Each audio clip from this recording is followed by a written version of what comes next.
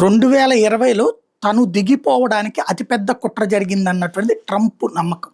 అందులో 2 రకాలైన కుట్ర. ఫస్ట్ కుట్ర వచ్చేటప్పటికి ఈ నల్ల జాతీయుల యొక్క ఉద్యమం. ఎవరైతే జార్జ్ ఫ్లాయిడ్ అనేటటువంటి వ్యక్తిని పోలీసులు పీక నులిమి చంపితే, అంటే పీక మీద కాలేసి చంపితే, దాన్ని ట్రంప్‌నే బాధ్యుడిని చేస్తూ నల్ల జాతీయులకి నాశనం చేసేస్తున్నాడంటూ పెద్ద రచ్చ చేయడానికి కారణమైంది ఆ వీడియో. ఏది గాలి పీల్చుకొనియండి నన్ను అని చెప్పి అతను మాట్లాడినటువంటి మాటతో ప్రారంభమై అది కాస్త ప్రపంచవ్యాప్తంగా చర్చకి తావిచ్చినటువంటి అంశం. ఆ తర్వాతన పెద్ద ఎత్తున జరిగిన ఉద్యమాల ఫలితంగా ట్రంప్ ఓడిపోతే, ట్రంప్ ఇదిగో ఏదో కుట్రలు జరిగినాయి దీని మీద లెక్క తేల్చాలని తను సీటు వదలకుండా కూర్చుంటే, అప్పుడు పెద్ద ఎత్తున అక్కడ ఉన్నటువంటి వైట్ హౌస్ మీద దాడి అందామా, లేకపోతే వాళ్ళకి సంబంధించినటువంటి కార్యాలయాల మీద దాడులు అందామా, ఇవన్నీ జరిగినాయి.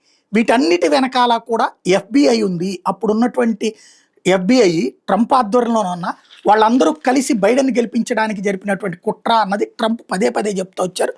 అందులో భాగంగా ఇప్పుడు ఆ దాడికి కారణమైనటువంటి FBI ఏజెంట్లు 300 మంది ఉన్నారని వాళ్ళందరినీ ఉద్యోగులను తీసేయమన్నాడు. అది ఒక పక్కన జరుగుతుంది. రెండవది వచ్చేటప్పటికి తాజాగా ఇంకొక FBI ఏజెంట్లని ఉద్యోగులను తీసేశారు. ఎవరైతే జార్జ్ ఫ్లాయిడ్ ఉదంతంలో ఫోటోగ్రఫీ అంటే వీడియో తీసినటువంటి వాళ్ళు కూడా FBI ఏజెంట్లేనంట. అంటే వాళ్ళు పక్కాగా ప్లాన్తో చేశారు అన్నటువంటిది. అంటే ఎట్లా తెలుస్తుంది దారిని పోయేటటువంటి వాడు ఎవడో తీశాడంటే ఒక అర్థం ఉంది. చక్కగా విజువలైజ్ చేసి ఆ తర్వాత అది ప్రపంచమంతా వ్యాప్తి చేసేలా చేయడం, ఇది పక్కా వ్యూహంతోనే జరిగింది అన్నటువంటి అనుమానానికి ఖరారు చేస్తూ FBI వాళ్ళు చేశారన్నటువంటి తేలినటువంటి నేపథ్యంలో FBI సంబంధించినటువంటి సదరు ఉద్యోగుల్ని ఉద్యోగం నుండి తొలగించారు తాజాగా.